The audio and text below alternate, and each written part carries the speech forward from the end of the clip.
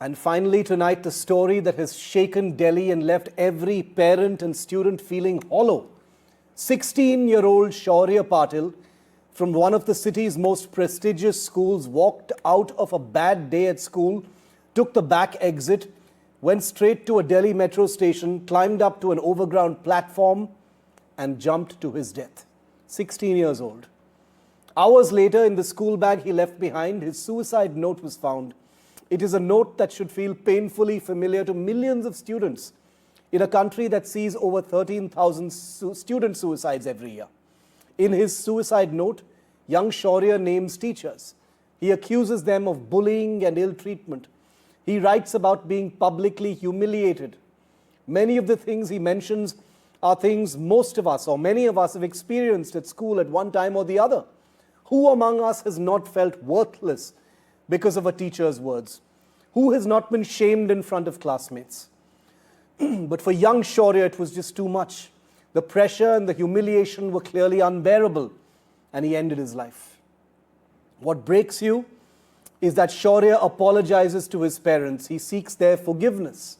A 16-year-old boy with his life ahead of him, blaming himself for the final act he would ever take.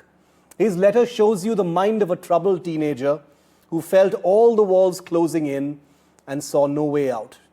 On NDTV, we will not jump to conclusions. We will not accuse anyone without facts. The school hasn't broken its silence. An investigation must happen into the circumstances that led to Shaurya's death. Accountability needs to be examined with care and with truth, but with a firm hand. Tonight, let us remember this. Whatever it was that haunted 16-year-old Shaurya, whatever it was that pushed him into that final decision, it was real to him and it is relatable to us. It consumed him and it ended him, and that is all that is left.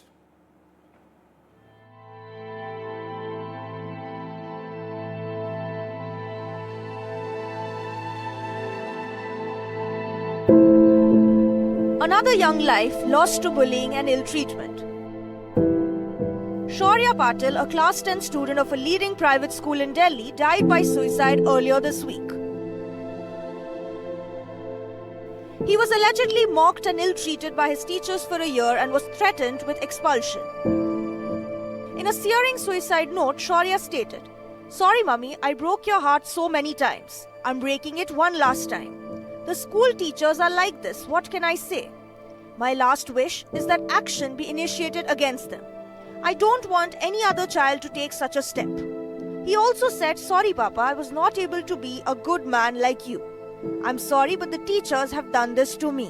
Shaurya's father said his son was also rebuked and publicly insulted on the day he took his life, after he fell during a dance practice on stage.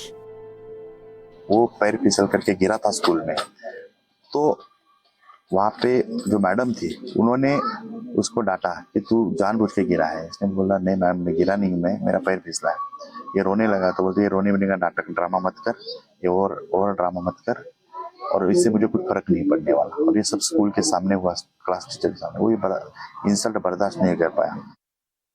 According to the FIR, Shaurya allegedly jumped from platform 2 of the Rajendra Place metro station in central Delhi on Tuesday. A heartbroken father now asks if it's a crime for a teenager to be a little naughty. पिछले 8-10 महीने से उसकी शिकायत थी कि मेरे teacher छोटी छोटी चीज़ों के लिए डांटती है। मुझे भी कंप्लेंट करी थी, ये बेटा शरारती है, पीछे चुटकुले सुनाता है, जोक्स करता है। तो मैंने टीचर को बोला था, मैडम छोटा बच्चा है, अगर ये शरारत नहीं करेगा तो कौन करेगा। तो टीचर ने उसके बाद भी उसको टॉर्चर करना जारी रखा था। उसके बाद हमने बेटे को बोला था कि अभी 10th के 10 दिन बचे हैं, हम स्कूल चेंज कर लेंगे, कोई दिक्कत नहीं आएगी। उसने मान भी लिया था, लेकिन 3 दिन पहले उसके साथ जो युक्ति महाजन मैडम ने बोला था, वो पेरेंट्स को बोला कि हम टीसी देंगे तेरा और स्कूल से निकाल देंगे। Student suicides have been happening at an alarming rate in India. According to the NCRB data, 13,000 students die by suicide every year, which is a staggering 35 student deaths by suicide every day.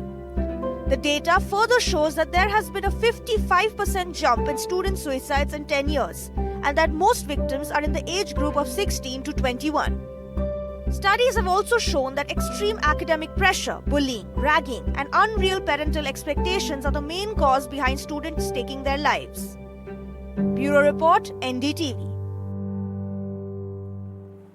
And joining me live now to try and make some sense of this truly, truly awful tragedy, Dr. Imran Noorani, founder Mind Meadow. He's a well-known, well-regarded child psychologist. Dr. Noorani, welcome.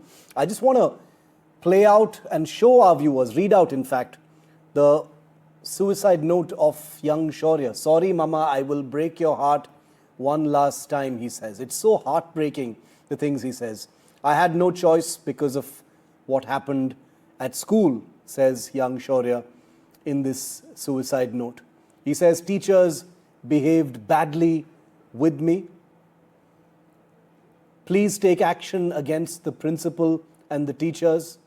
He goes ahead and names some of them. He says, don't want any other child to face this. He says, if there is anything left of my body, please donate it to a scientific cause. Sorry, Papa, I was not able to be a good man like you. Dr. Noorani, this is all really, really heartbreaking stuff because Shaurya Patil sounds like any other teenager in school. Who among us have not been shouted at or berated or even humiliated and degraded by a teacher? And he decided to take this truly awful step, and we're trying to understand it. Help us, Dr. Noorani. Thank you for having me. I just want to begin by saying that we are not discussing an academic issue today. It's a psychological and systemic failure. So when a 16-year-old takes his own life, the question is not, why did the child do this? The question we must ask is, what did the adults, the systems, the school, or the environment fail to see? Adolescents are extremely vulnerable. Their emotional brain develops much later. The emotional brain is absolutely fine, but the rational thinking develops a little late. So whatever the psychological shocks we give them in terms of this harassment, abusive words, or they feel unsafe, that is how they feel emotionally vulnerable and underregulated. So for them, we need to have the mental health systems in the school. We need to also understand there can be some underlying factors which are psychologically relevant to the child's development and personality as well, wherein the impulsivity or hyperactivity can be there, which could have triggered this kind of a step. And again, coming back to that, because this child breaks so suddenly, because these are the unaddressed months of distress. Yeah. It is not a single day process. It is not the first thing that he has to do, that he has been bullied or he has been harassed and he went out and he jumped. It is not a one day process. It has been through months that he has been suffering. So what we need to understand is that how we have been trained as our school systems used to be or our parenting used to be, it has to absolutely come over the ages now. We are handling Gen Z and we were the millennials. The teachers that we were that brought us up are absolutely not understanding that this generation is emotionally highly volatile. You can't be abusing them. What they need is they need respect, they need regard, Yeah. they need unconditional support. That is what is. So do teachers need to be sensitized, Dr. Noorani, about that? Because many of us from at least my generation will be saying, we were not that sensitive when we were young, and that's a very insensitive thing to say right now. But like you said, there is a context. Children nowadays are much more vulnerable. Absolutely. On our social systems also, when we talk about mental health, we see a lot of millennials saying that we were beaten up in our early years and that's how we became strong. So going forward, this cannot be about blaming one child or one teacher only. It's not about one school. India needs some immediate reforms. Mandatory mental health policies in schools are needed. Zero toleration for this kind of a humiliation, or as a disciplinary tool, they say that if we don't discipline them, they will not be fined. We needed some trained psychologists in the school. Safe reporting has to be done. And if a parent understands that my child is emotionally distressed, he is reporting some bullying, he is telling me that I don't want to go to school, he is telling me that you must have heard about one more recent suicide of a fifth grader, and who was telling that please change my school. But it was another conversation with the parent just like that.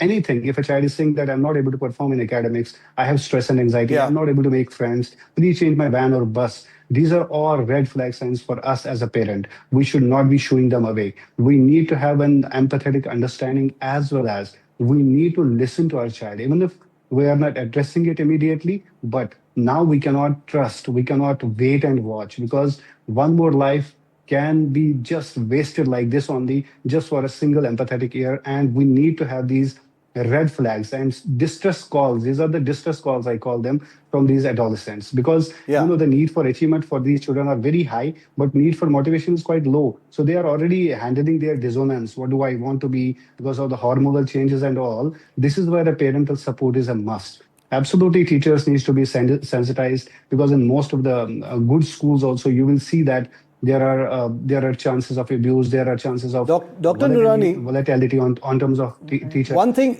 apologize for interrupting, but I'm short of time, but I wanted to squeeze in one last question, which is that Shaurya Patil, I don't want to make it seem like everything is a general comment, because every case is specific, and we don't have this boy's case history, etc. But he seems to come from a stable family, a loving relationship with his parents, addresses them directly in his suicide note, asks for their forgiveness, seems to have had a quote-unquote normal relationship at home.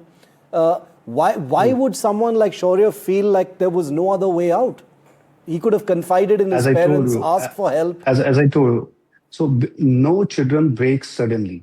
It is months of unaddressed suffering of Yeah. that child. It has not been addressed. So we need to understand this is a systemic failure, as I started with. It is about the teachers, it's about the parents, and it is about the systems of mental health that are not being addressed in our schools or early years of life. I believe every single child should understand what mental health is, how to take care of themselves when they are in distress. There should be some communication channels where they should be going up and talking to somebody. And these adolescents turn into early adults and adults. You can see the mental health suffrage we have in India. It is because of the unaddressed issues in the early years of their childhood, and the childhood experiences ultimately shape whole personality of a person. Yeah. So that is what this is not a sudden. It doesn't seem to be a sudden outburst. It is a months of suffering that has been unaddressed, and that is the reason he has written it cleanly that I'm sorry I could not be up to the mark as my dad is. There has been some achievement issues as well, Yeah, but at yeah. the same time he has been suffering. It is so tragic. I will leave it there, and thank you, Dr. Noorani, for helping us process Thanks, this Satan. unimaginable tragedy. So I'd like to only end by offering all of our condolences to the Patil family, the loss of a child, a young man with his entire life ahead of him. It is so heartbreaking. It is so depressing to hear about it. And what is truly troubling about this story, like I said at the beginning of it, is that it is so relatable. It's a boy going to school. It's a boy being yelled at by his teachers. It's a boy being berated and pulled up.